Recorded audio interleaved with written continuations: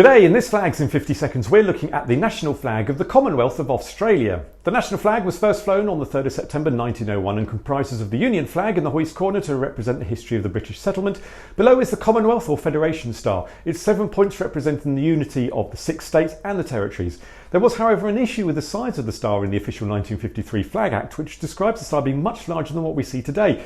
The Act was amended just a few months later to fit the flag, as opposed to replacing all the flags with an incorrect sized star. The Southern Cross is the constellation of 5 stars that can be seen only in the Southern Hemisphere, which is where the island resides, just in case you are wondering. That same Flag Act of 53 was amended in 1998 to include the point that the national flag can only be changed with the agreement of the Australian people.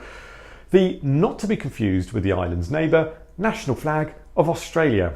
Stay tuned for Australia's Aboriginal flag.